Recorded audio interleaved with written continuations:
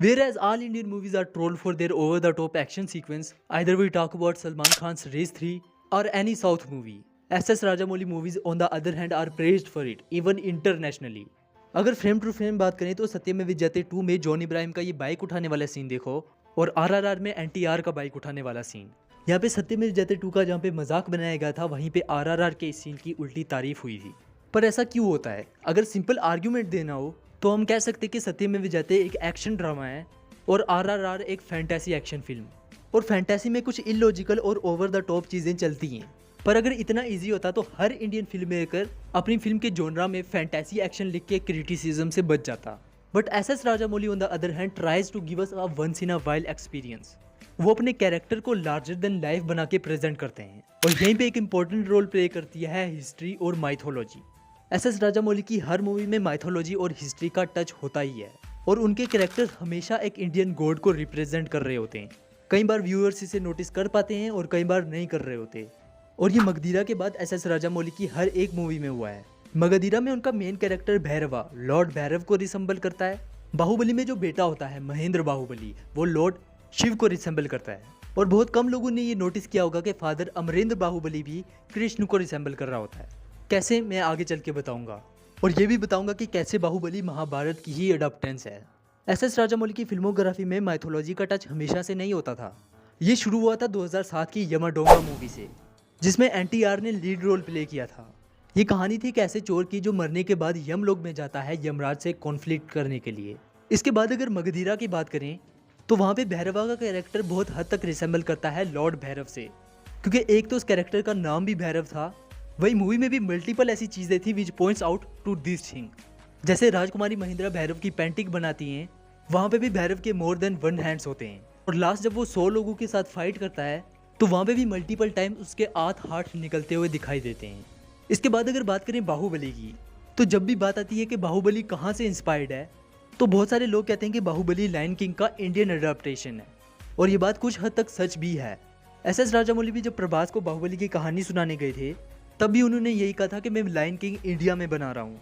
और कुछ लोग इसके सीन्स को भी इंस्पायर्ड बताते हैं 2012 की अवेंजर्स से, जैसे कि होकाई का वो कूदते हुए तीर चलाने वाला सीन और अमरेंद्र बाहुबली का भी पहाड़ से कूदते हुए तीर चलाने का सीन। लेकिन यहाँ पे बाहुबली की मेन चीज़ लोगों ने इग्नोर कर दी।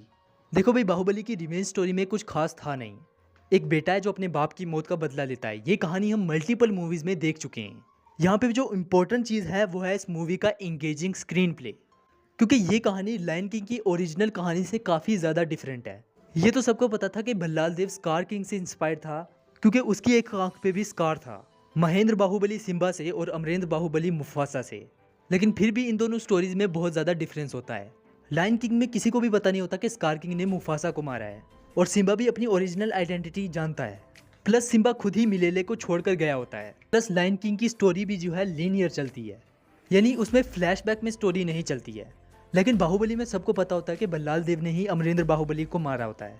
महेंद्र को अपनी आइडेंटिटी भी याद होती है और इस कहानी का स्क्रीन प्ले नॉन लीनियर होता है, मतलब फ्लैशबैक में भी स्टोरी डेवलप करती है। इसीलिए इसकी स्टोरी भी लायन किंग से काफ़ी ज़्यादा इंगेजिंग होती है। मतलब लायन किंग से सिर्फ इसकी स्टोरी इंस्पायर्ड है, वो भी पूरी तरह से नहीं, बट इसमें बहुत सारी चीज़ें इंस्पायर्ड हैं इंडियन माइथोलॉजी से। स्पेशली बहुत लोगों को पता होगा कि सन बाहुबली लॉर्ड शिव से इंस्पायर्ड था। जैसे उसका नाम शिवा था और वो शिवलिंग उठाने वाला सीन, जब वो ऊपर चढ़ के जाता है तो अवंतिका भी उससे कहती है कि इतना बड़ा पहाड़ सिर्फ शिव ही चढ़ सकते हैं, और वो भी कहता है कि वही तो मैं शिव ही हूँ। And even in the last fight scene वो शिवलिंग के ऊपर जाके ही गिरता है।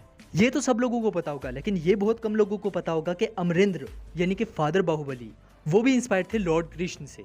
स्पेशली वो मनोहरी वाला सीन जहाँ पे लड़कियाँ उसके साथ डांस कर रही होती हैं। अब मनोहरी कृष्णा को भी कहा जाता है। इसी तरह मूवी में एक और सॉन्ग है काना सो जा जरा, जो देवसेना गाती है अमरेंद्र बाहुबली के लिए।